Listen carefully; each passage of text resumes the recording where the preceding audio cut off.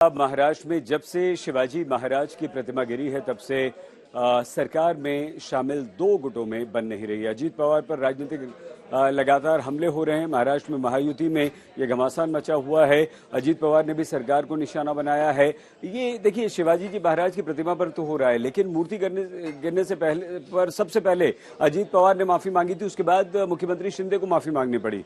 अजीत पवार के खिलाफ शिवसेना नेताओं के बयान आ रहे हैं और एक तो काफी खतरनाक बयान ये आया कि हम मीटिंग में तो साथ में बैठते हैं, लेकिन जब मीटिंग के बाहर आते हैं तो उल्टी कर देते हैं। इस पर दूसरे गुट ने भी पलटवार किया है।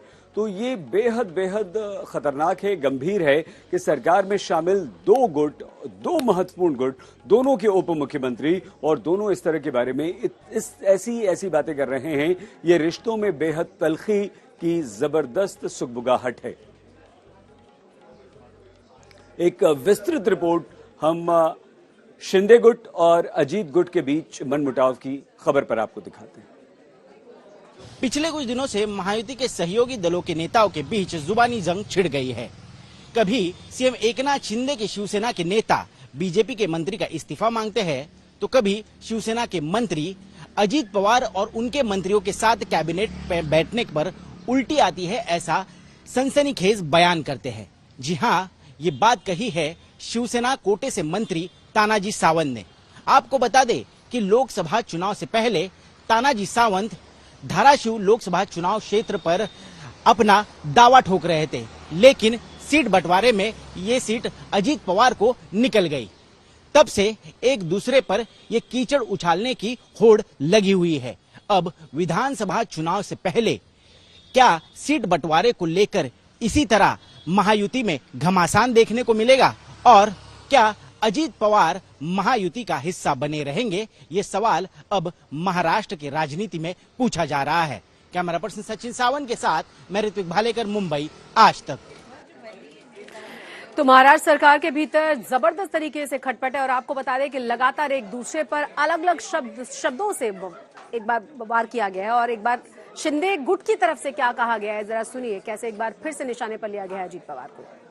शिवसैनिक, हाडामासाचा शिवसैनिक, कधीही आयुष्यात काँग्रेस आणि राष्ट्रवादीचं माझं जमलेलं नाही। शिकत असल्यापासून आतापर्यंत ती वास्तव डायनासोर गोष्ट आहे। जसं ॲलर्जी म्हणतोय, गोळी खाली उलट्या वेळा चालवतात, ती अवस्था आहे।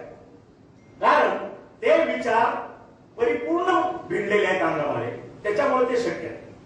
आज जरी आम्ही कॅबिनेटला मांडीला बसलो असलो तरी सुद्धा बाहेर आल्यानंतर उलट्या होतात। ही वस्तुस्थिती सर्व होत नाही। ते आता वयाच्या 7व्या वर्षी म्हणून बदलू शकत नाही। जे काय 15-20 वर्षाचं पोरग आहे, आता तू असं कर, बापानं थोडा जम दिला की नीट झाला, होत नाही ते लक्षात। त्याच्यामुळं आम्ही तत्वाशी बांधलेला आहोत। उल्टी आना या दूसरा कोई रोग होना ये स्वास्थ्य मंत्री के लिए अच्छी बात नहीं है। महाराष्ट्र के लिए ये शोभा देने वाली बात नहीं है। ये एकनाथ शिंदे जी के पार्टी के स्वास्थ्य मंत्री है। एकनाथ शिंदे जी खुद मुख्यमंत्री है। मेरी एकनाथ शिंदे जी से गुजारिश है कि ये जो बीमारी है वो ज्यादा खाने से और गलत खाने से होती है। तो हमारा यही कहना है कि भाई इनको अच्छे से अच्छे डॉक्टर मुहैया कराया जाए और इनका इलाज कराया जाए। अगर इनके पास कोई अच्छे डॉक्टर नहीं हो तो हम अजीत दादा को बोल के इनको अच्छे से अच्छे डॉक्टर की ट्रीटमेंट करा सकते हैं। अगर उल्टी आना और दूसरे और भी कहीं इनको बीमारी है तो वो भी हम इलाज करा सकते हैं। दोनों ही पक्षों के बयान आपने सुने और इससे आपने अंदाजा लगा लिया होगा कि क्या स्थिति है और यही वजह है कि अब जो वहां पर ओपोजिशन है, शिवसेना उद्धव गुट है, संजय राउत ने निशाना साधा है और बिल्कुल उन्होंने भी यही कहा है कि कुछ दिनों के बाद तस्वीर और ज्यादा साफ होगी। छत्रपति शिवाजी की मूर्ति गिरने पर अब शिवसेना उद्धव गुट ने बड़ा हमला बोला और कहा कि परसों से उद्धव गुट की सरकार को जूता मारो मुहिम। उद्धव गुट ने ये मूर्ति घोटाले का भी सीधा सीधा आरोप लगाया। हमारे लिए तो कोई सिर्फ स्टैचू नहीं, हमारे लिए भगवान की मूर्ति है, भगवान की मूर्ति है और प्रधानमंत्री के शुभ कर कमलों से उनका अनावरण हुआ, फिर भी वो मूर्ति का उद्ध्वस्त होना हमारे सामने छत्रपति जी का बहुत बड़ी दुख की बात है।